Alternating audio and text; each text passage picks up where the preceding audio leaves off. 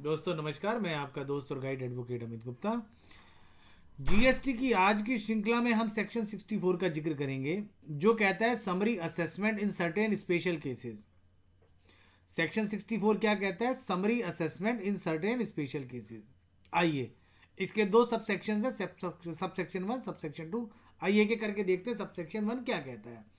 The proper officer में on any evidence showing a tax liability of a person coming to his notice with the previous permission of additional commissioner or joint commissioner, proceed to assess the tax liability of such person to protect the interest of revenue and issue an assessment order if he has sufficient ground to believe that any delay in doing so may adversely affect the interest of revenue।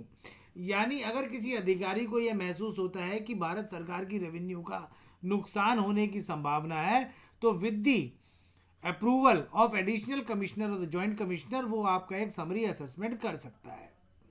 आइए चलिए sub section 2 को देखते हैं, क्या वो आपके हित में है या आपके अगेंस्ट में है।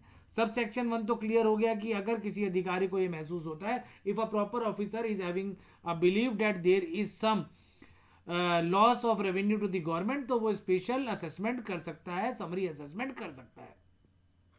जो एक्ट का वर्ड है वो समरी असेसमेंट है, इसे आप स्पेशल असेसमेंट भी कह सकते हैं in a common language. Otherwise act की लैंग्वेज की बात करें तो वो समरी असेसमेंट के बारे में ही बात करता है, with the proper permission, with the prior permission of the additional commissioner और द ज्वाइंट कमिश्नर। दोस्तों चलिए, अब क्या अगला सब सेक्शन 2 आपके हित में है या नहीं, आइए उसको देखते हैं। On an application made by the taxable person में within 30 days from the date of receipt of order passed under subsection 1, or on his own motion if the additional commissioner or joint commissioner considered that such order is erroneous, he may withdraw such order and follow the procedure laid down under section 73 and 74।